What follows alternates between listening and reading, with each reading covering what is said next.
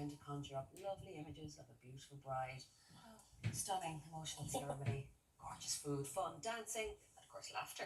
However, the reality can often be so different. So, how can you manage conflict on your wedding day? From heightened expectations to potential blowouts, we've expert advice from meditation expert Sharon Marcy from Conflict Clarity. Good morning, you're very welcome. Thank you. You know, I do think you're in a very interesting line of work. Yes, conflict management, and you're a lecturer on conflict management. And I think, do you know what, Granny, I think that's something everyone could deal with in their lives. Yes. But you do work with couples specifically. So tell us exactly what you do and how you help couples. Okay, so I work with couples, but I work with workplace as well, and I also do a lot on internal conflict management, which I think is the start of everything, really. But so with couples, I try to do a lot of work with getting the real conversations done before you move on to the happiest day of your lives, because a lot of times there is this fraught anxiousness and anger and all of these things that come up before a wedding, and whereas you think it's going to be the happiest day of your life, the next thing you're rowing over, what are we going to spend on the wedding, how many people are coming, why is my mother's third aunt twice removed coming, kind of thing. And I don't I'll tell you know what she's coming. She's coming because we went to all her kids' weddings, so we have to have her. We have to have her there, and then so you have somebody there who you don't know, who you've never interacted with in your life, really. And I mean, weddings are expensive. Let's call a spade, and it's not just about the day, it's about what your life is going to look like afterwards. So if you're not having the conversations before, what's going to happen then? So let's think about the day, because we said it earlier, wedding season is coming. Yes. It's starting. And it should be the happiest day of your life, but often it's incredibly stressful. There's hardly a family who doesn't go through these kind of rows or conflicts. How do you help people navigate that so that everybody comes out of feeling like they're winning and everybody feels happy? Okay, so mediation skills do that. Okay, so I suppose the first thing to understand and realise is that we have control ourselves in how to manage a conflict. So when a conflict... Say that again. So we have the control ourselves to manage the conflict. If everybody could take that on board, it would help a lot, wouldn't it? So the way I like to see it is it's a bit of a dance. So if I choose to get into the dance, well then I'm in a conflict. But if I choose to say, I'll sit this one out, then there isn't going to be... But Sharon, don't people raise the level if they're not getting the response they want from you? Especially with family, they know what buttons to push. Exactly. And that's what happens in an intimate relationship. So when you're in familial relationships, all of those are intimate. You know exactly the button to push or the look to give or, whatever. You don't even have to say a word, actually. It's just a look. But so, I mean, what I suppose my role is to support the individuals within the family to say what they want to happen, because a lot of the time we just expect the other person will know, and they don't know, and they're not mind readers, and they don't have the crystal ball, and it's just, it doesn't work that way.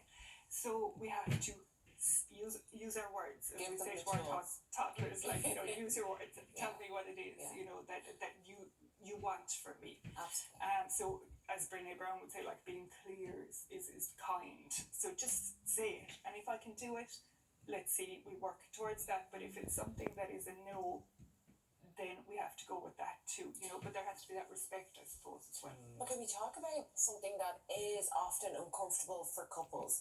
Wedding and ring budget. Yes. How does a conversation like that, or how should a conversation like that come about? Because they don't. This is the thing. Those conversations don't happen, and I suppose I get people usually at the other end, okay, so that they have been married or in a long-term relationship, the relationship is broken down, and now we're kind of trying to divide assets, and we're, who gets the cat and who gets the dog and the children. Which is very sad. Very sad, yeah. And do you think if work had been done before that, Sharon, you could have avoided this situation they find themselves in? Because what happens is every conflict that happens is building on top of another conflict. So going back to your point, the ring is bought, the budget, my perception of what the budget should have been is not reached. Right? So I'm getting a ring and I'm going, oh goodness, it's fine, but it's not what I expected. He doesn't think that much of me, or she doesn't think that much of me, obviously. and that's held. It's not said, it's held. Something else happens. It's not said, it's held. All of a sudden, then A you dam have breaks. 20 years maybe, or 5 years, or 3 months, whatever it is, of you don't respect me. If you did, this would not have happened. Yeah. But the person giving the ring, whoever that may be, is going, this is what I could afford, but nobody talked about money because we don't. And at that point, you're mentally checked out of a Absolutely. relationship, and then it leads to Yeah. divorce. Let's go back to a practical conundrum that people find themselves in now. There's weddings happening, but there are divorced or separated parents, there are new partners in the picture, and you've got a bride and groom in the middle trying to make everybody happy. Navigate it. How do you help them to do that? Okay, so again, it's about talking about it and let's seeing what is respectful for everybody involved. So we're quite traditional in Ireland still, we still want the top table layout, we still want the, mother and father of the bride, mother and father of the groom, all of that. But I suppose if mother and father of either or are, not together and have new partners, well then that really, you really have to have a conversation around that. Because if it was an acrimonious relationship breakdown, do you want to be sat beside that person for, or not beside them? I know you wouldn't be technically beside them, but So you have to be realistic. Oh, absolutely. And I mean, just even when it comes to the, who says there should be a top table? Okay, I mean, I didn't have a top table. Yeah, myself.